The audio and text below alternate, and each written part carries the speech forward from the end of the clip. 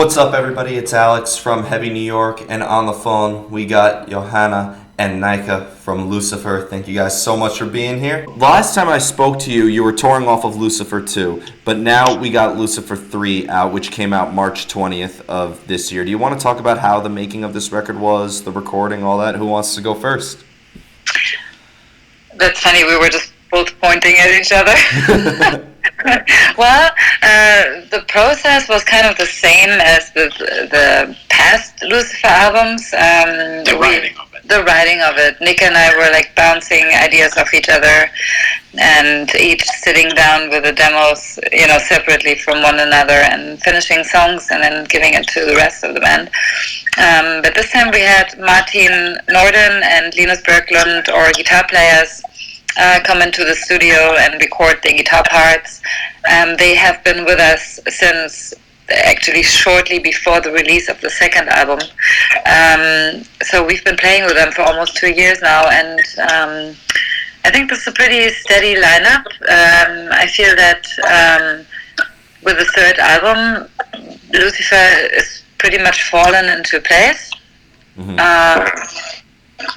And I'm very satisfied with the album, so go ahead. You kind of led me into the next question, because Lucifer 1, Lucifer 2, now you're in the third Lucifer album. So like at this point in the career of Lucifer, do you kind of have like a formula that you tend to stick with, or have you still taken a new approach to each album? I think we take it song by song. More, we don't really sit down, okay, what's this next album gonna be like? That's not how we do it.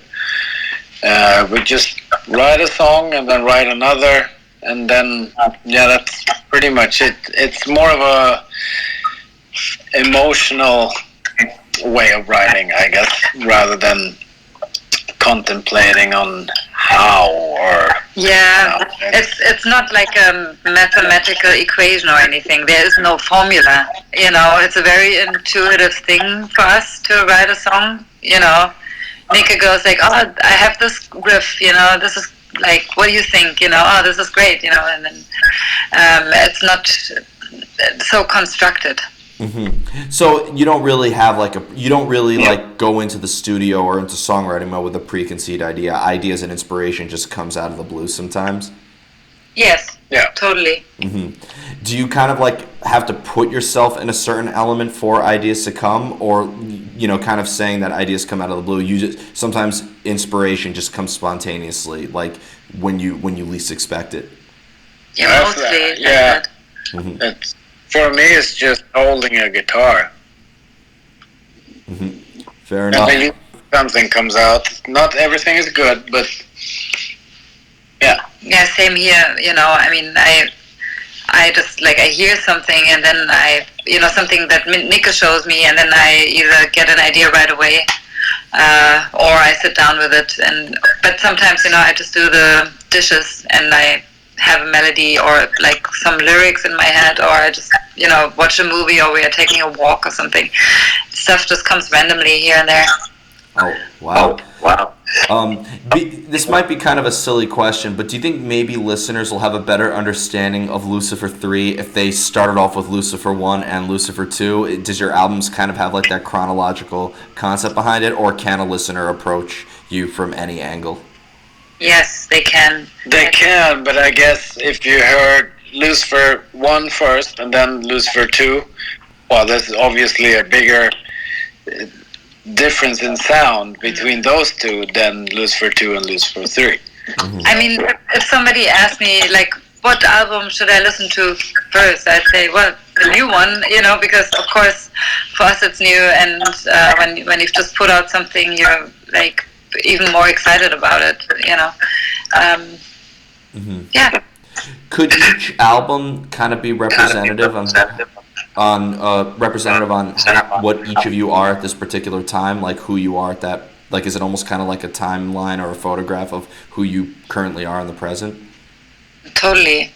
Yeah, I mean, that's what it is. That's what we were doing at that certain time, yeah. Yeah, because, you go through phases of stuff that you're listening to, and that might somehow filter through as like some sort of subconscious influence.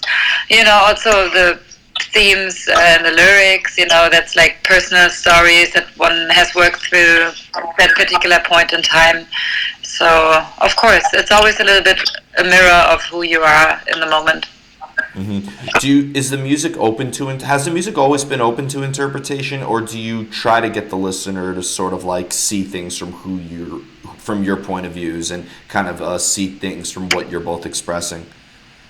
No, I think music should be there for everyone to just take it, how they want to. And I personally, if I listen to stuff, I like, I could listen to, I don't know, Motorhead or Tom Petty or whatever, and there's a story that maybe I don't get the whole picture of what that person who wrote it went through, but maybe I can relate to it somehow, because there's some similarities to something that I experienced.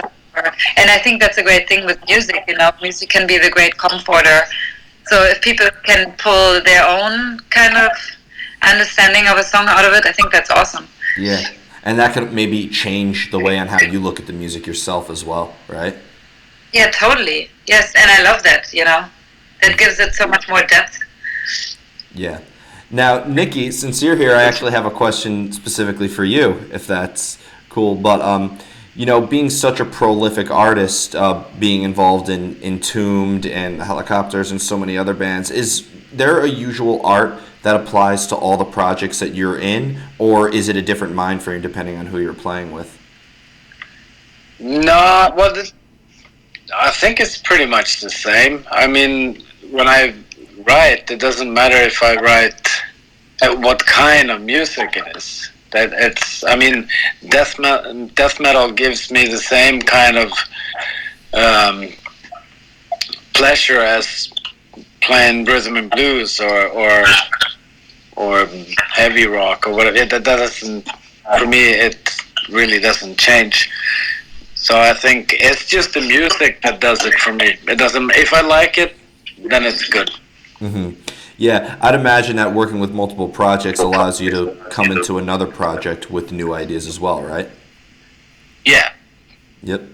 In terms of your guitar playing, do you have a background in theory? Like, like what scale you're working off or what chord? Or like are you more self-taught and you kind of, improvise in your guitar work? I am not more self-taught. I'm self-taught. But I also don't think I taught myself well enough. I'm still learning. You never stop learning. I have absolutely no idea what I'm doing, but I know if it sounds good. Mm-hmm. That's my guide, Mm-hmm. Kind of going back into Lucifer, is there like a time where maybe a lyrical subject matter or a concept could also determine the outcome of the music, or are lyrics always totally secondary? No, neither. They're never secondary, but the way we write, we usually start with some kind of music sketch. Yes. But it's also the other way around. We've done that a few times, where Johanna has a melody and a lyric, and I try to put music around that. I would say I think it's equally important.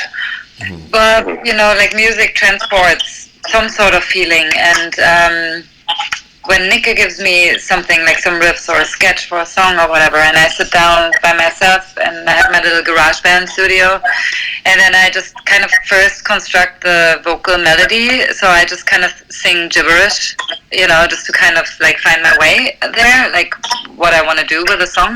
And sometimes subconsciously words come out, and afterwards I listen back and it's like, oh wow, where is that line coming from? That's cool, and then I can take that and puzzle it together. Like then I have an idea of what subconsciously that song kind of made me feel, So then I have a theme all of a sudden that came out of, I don't know what kind of depth, But sometimes I also, the song has a certain feeling, and then I like consciously sit down, okay, what do I want this to be about, Mm-hmm. Definitely. Now, when I saw you guys at St. Vitus, I can't forget if it was 2019 or 2018. My mind is totally a blur. But like, that was my first time seeing Lucifer, and it was, first of all, it was a phenomenal experience. For you, is there maybe a similar art or similar energy into playing live as you are when you're in songwriting mode, or is that a completely separate art altogether? For me, it's separate. For me too. I think it's a different thing. If I had to choose, I would write songs. Same, yeah. But I also love playing, so Yeah. the good thing is we don't have to choose. Okay. Yeah. I think writing songs is more intimate because in the moment when you write or record, you are alone, you know, so you are really just there with your thoughts and there's nobody looking at you, so it's in a way more honest, you know. But when you stand on stage, for me at least, that is a bit of a weird thing. I used to hate playing live because I'm pretty shy, you know, and that's like a really uncomfortable spot for me to like prance around in front of people, you know. I always felt like a dick doing that, and I didn't actually know how to act on stage in the beginning, so then it took me quite a few bottles of white wine to kind of get into my comfort zone. I'm trying to get rid of that crutch because I don't drink so much when I'm at home. I don't drink anything at home, but on tour I always need like a little bit of Dutch courage, you know. So it's a completely different thing, I think. Yeah.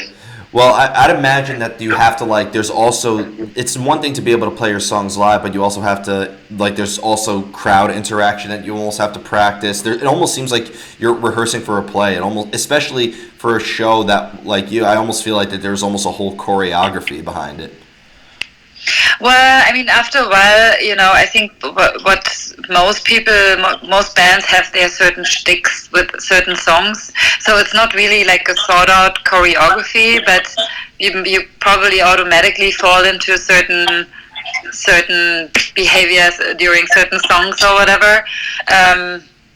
But yeah, I mean, I do need my crutches and my things, you know, because I have no guitar or bass or whatever to hold on to, you know, so it is a bit of an awkward position to be. Does it get any easier though, since you've been doing this now since 2014?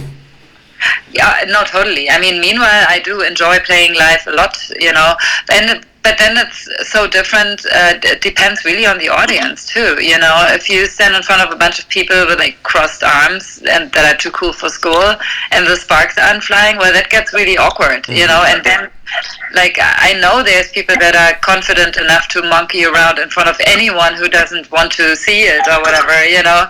But with me, like, as soon as I mean, it is more animating for me if the audience is obviously having fun, you know.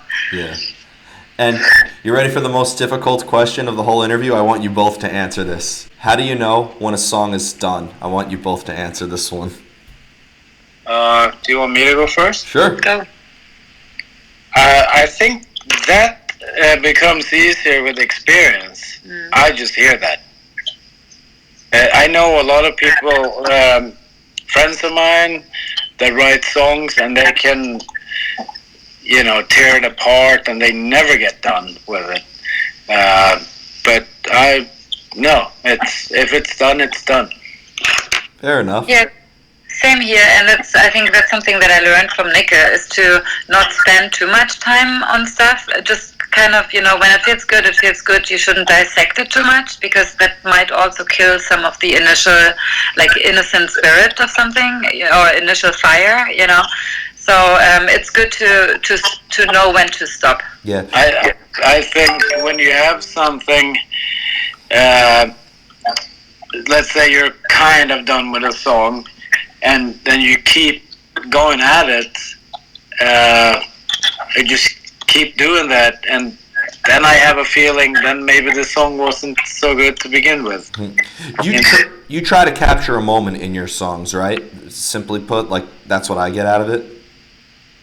Well, I just want it to be good, and sometimes it isn't, and then I don't think I work on it, and I just, you know, do something else. Yeah. Rather than try to fix it. Exactly, because we have a lot of stuff that's left over from the Lucifer II, and Lucifer III, and even Lucifer I. There's like plenty of demos for unfinished songs. You know, if you don't feel the spark or whatever, you move on to the next thing. You ever worried that the songs you leave out will be a B-side one day, just be the biggest hit you guys will ever have? I wish. No, but there was 2 songs actually left over from the last album that we now finished up for the third one, because now all of a sudden I felt like I could do something with it. Mm-hmm. Now I have to try to remember which ones they were. There you go. So before we go, I want to thank you so much for your time. It was great to be able to talk to you again. Is there just, I know, times are tough right now for bands with this whole thing going on right now. Is there just any way that fans can support you, and is there anything else with Lucifer that you both would like to promote? Well, I mean, bands are always supported by people buying their albums, because that allows us to keep doing what we're doing. I would love to promote my friends Overdose from New York City. Awesome band if you're into Motorhead. So listen to Overdose. They have a Bandcamp and Facebook and so on. Oh, that's if awesome. You don't know them already. Yeah, I've heard of them before. I didn't know that there was a mutual connection. That's awesome. Actually, we just toured together. We had a southern U.S. tour, and we took Overdose because we really liked them a lot. Yeah, great. And we love Motorhead. So. Awesome. Well, thank you guys so much. Everybody, Johanna and Nicke of Lucifer. Be sure to pick up Lucifer 3, out now on Century Media. This is Alex from Heavy New York, and we will see you next time.